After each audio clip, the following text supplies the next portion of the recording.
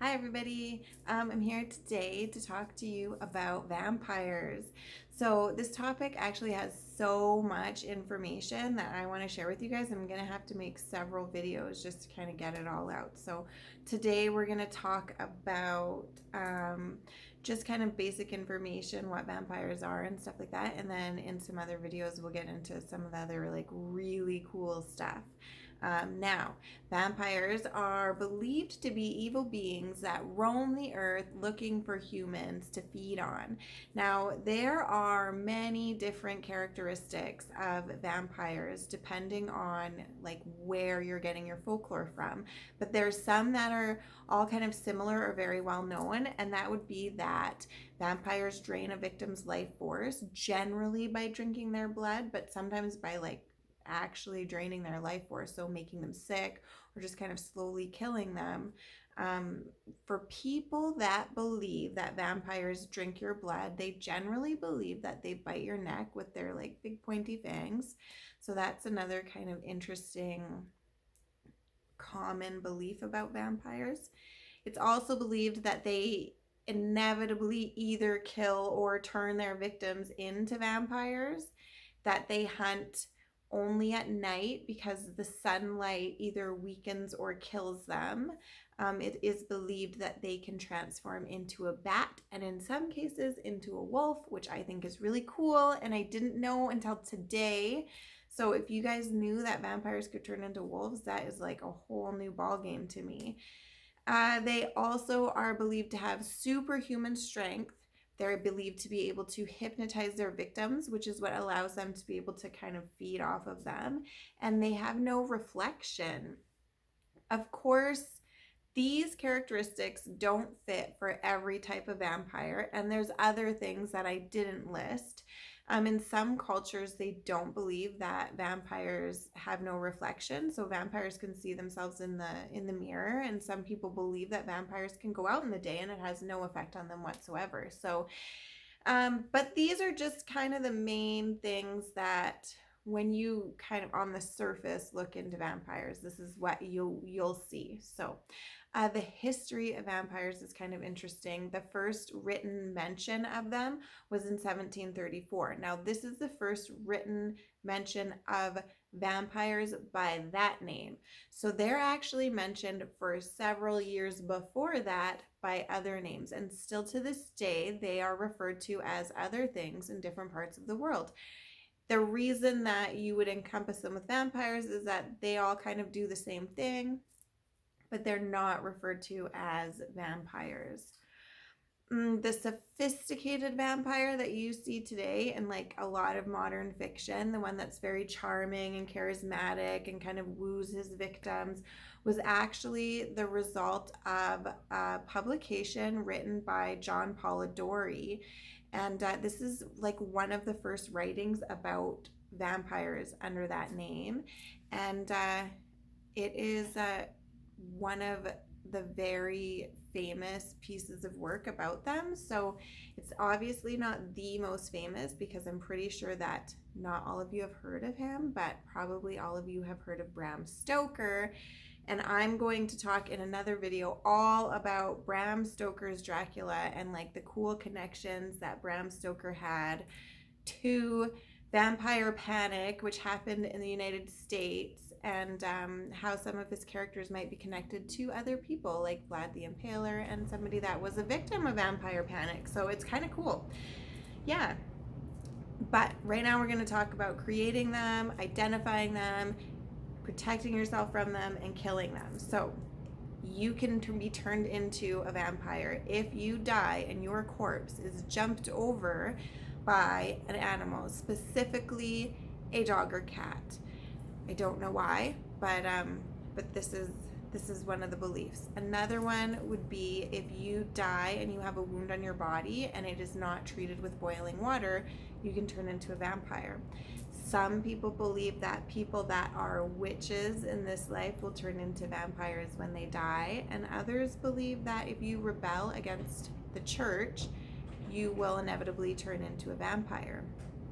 And then, of course, if you get bit by a vampire, you turn into a vampire. So there's that. Now, there are ways to identify a vampire. So, if somebody dies and then cattle and sheep and relatives of the person that died or the neighbors of the person that died start getting sick or dying, people will go to the cemetery and they will look at the grave. And if there are holes in the earth above the grave, they will exhume the body. Now, a long time ago, people didn't really understand kind of what happens to the body when it dies like we do now. So a lot of the things that happen when we decompose were attributed to traits of vampirism back then. So they would exhume a body, and if they noted blood around the mouth, which we know is part of death, part of decomposition, they thought meant that you were a vampire, that you had recently drank somebody's blood and that was their blood on your face. So if they saw blood on your face, they would assume that you were a vampire. If your body was bloated, which we also know is part of decomposition, they would assume you were a vampire.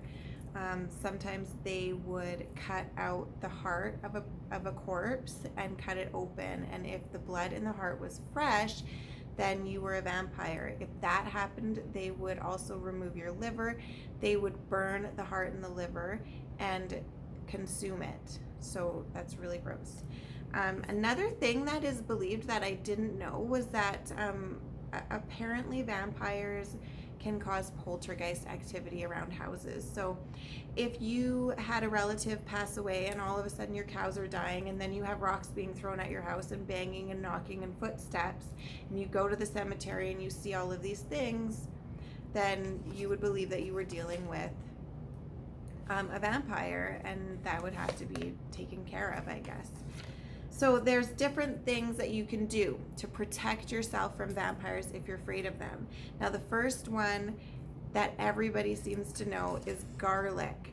But did you know that carrying around a wild rose branch can also protect you from vampires and smells a lot better? So if you are afraid of vampires, you may want to consider a wild rose branch instead of the garlic. Maybe you want to do both. Totally up to you. Some people also believed if you sprinkled mustard seeds on the roof of your house, it would prevent vampires from being able to get in. And then you have the usual suspects. Crucifix, rosary, holy water are all things that are supposed to keep vampires away from you and protect you from them. Vampires are not believed to be able to walk onto consecrated ground. So if you're fleeing from a vampire, you would want to go into a church. Or they're not supposed to be able to cross running water, so you would want to cross some running water. And then you can stand on the other side and look at each other or do whatever you want to do there. Some people believe that vampires are afraid of mirrors because it alarms them that they can't see their reflection. So they would hang mirrors outside of their house. So if a vampire approached their house, they would see the mirror and it would make them scared and they would run away. Sunlight would also be another thing that could protect you from a vampire because it weakens or kills them in some cases.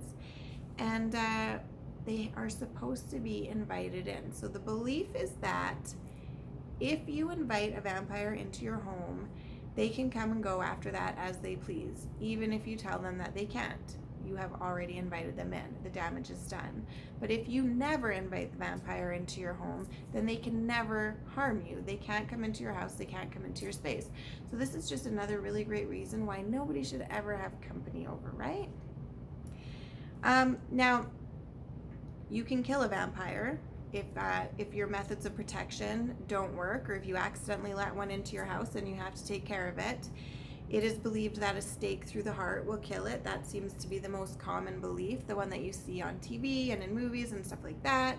However, some cultures believe that the stake has to go through the mouth or through the stomach. So that's one way of doing it. Some other people believe that only aspen stakes can kill vampires. So if you're going to stake them through the heart, the stake has to be made of aspen wood.